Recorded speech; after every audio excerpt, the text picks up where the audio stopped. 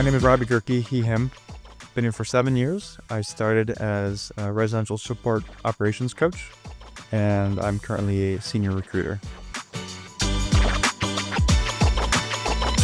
I was hired to coach our frontline operations team and did that for about 3.5 years.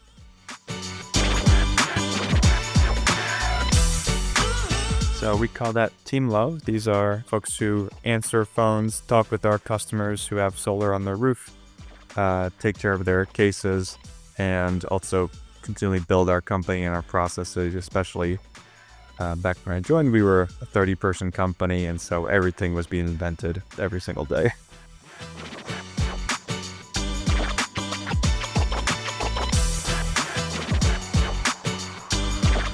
So after a couple of years, I was promoted to director of customer support. As we were growing, we started to split into different teams. We even hired our internal manager to start managing a portion of our Team Love. And so that was my first time managing managers, which was very exciting. I was doing a lot of the forecasting as we hired, as well as continuing to take direct escalations, but also more and more, coach up escalations abilities within our team. My biggest change in the career here came about 3.5 years in. My passion was around people and culture, and from the beginning, I was partnering closely with our HR team to build out the award-winning culture and collaborate to build this out. And so when we raised our Series B fundraising and our people team was expanding, I was invited to join. It was based not only on the 3.5 years of building our culture and process out on that team, but also I did a 3-month externship where I actually worked with our head of HR for 3 months, about 5 hours a week, which is a mentorship program we have to really give employees and hiring managers a chance to kind of mutually test the waters for a future opening. So that worked out exactly as hoped.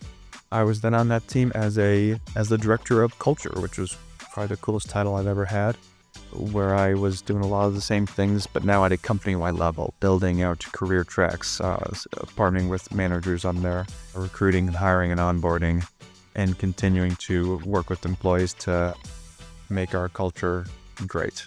And then 1.5 years ago, when we were about to hire a full-time recruiter, I realized how passionate I'd become about recruiting and said, hey, actually, why don't I take this role and we can hire someone else to be a generalist on the team. And that's exactly what we did. And so for the last year and 9 months, I've been director of talent and senior recruiter.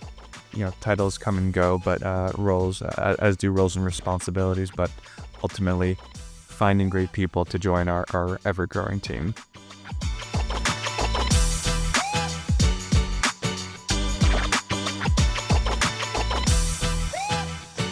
Let people know what you want. Now, it means you need to figure out what you want yourself, and that's a big step. That is hard. But as you do that, verbalize it. Even if you're not 100% sure, let people know this is what I want to explore. For me is, hey, I love operations, but I am thinking about maybe shifting to HR. And so letting my manager, letting my future manager both know, and we worked our way to figure that out. Within HR, I say, I think I really like recruiting. I let my manager know, and because of that, I've been able to do that full time. If you say what you want, you're more likely to get it in your career. If you don't say it, people are very unlikely to read your mind and give it to you.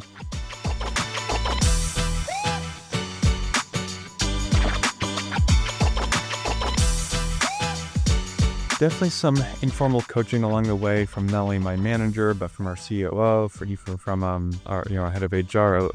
I'd been a manager before coming here, but some direct feedback of, hey, I love what you're doing here. I think you can calibrate a little bit more this way to be more effective. And then those little bits of calibration have been very helpful. I think the biggest support I've had is the ability to take ideas and put them into action. And that's not something I've had at most other companies. My first 2 weeks, I noticed, hey, the bonus structure doesn't quite match up with what I think the team is really focused on. Can we change it? At my last company would have been, yeah, that's not really your role. And here's great. What do you want it to be? Let's make it happen.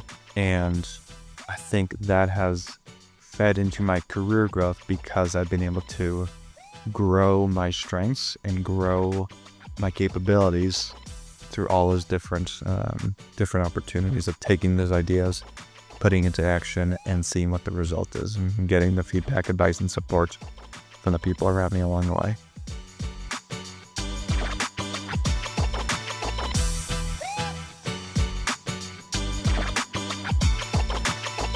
Yeah, initiative definitely gets rewarded here, I think, because the barrier to innovation is so low here. And so at other places you have initiative and maybe it's met with a lot of no's. Here, but you get mostly yeses, I found in my experience.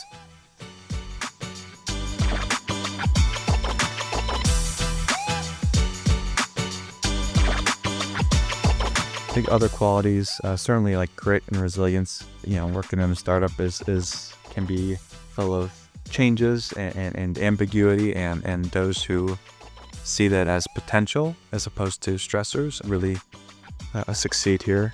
Another thing that is persistence. I've seen many people apply to roles internally and get rejected, and take the feedback, shake it off, apply again, and get the next role, or maybe even get it rejected a second time or a third time, and then the fourth time it works out. When you're in a high growth company like Omnidian, job opportunities are like buses, that you miss one, that there's another one coming in 15 minutes. And so being willing to be rejected a few times because, hey, maybe there's another internal candidate who's just a little bit better, or it's a little bit of better timing, or that's the right person at that moment. And knowing that it doesn't mean it's a no, it just means a not right now.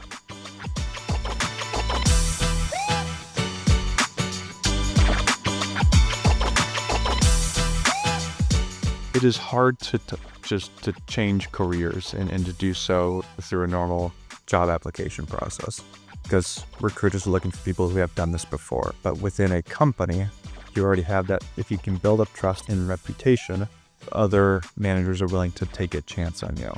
And so my advice is, if you want to change functions within a company, get to know that manager, work with them, collaborate with them on projects, help them solve their problems, take their advice on your problems, and then look to build something together. And then express your interest in, potentially exploring an actual job switch when the time is right. It wasn't the case that the job opened and I applied and I got it. It was that I had been partnering with that hiring manager for 3.5 years, and then did a formal mentorship program with them. And then even then still waited a few more months until the opening came. And then by that point, I was hands down the only contender she was looking at. And so that would be my advice. Build those relationships, build your credibility, and become the front runner in their mind even before the job is posted.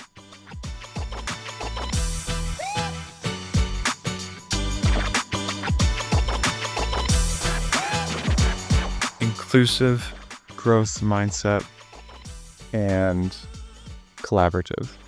That's it.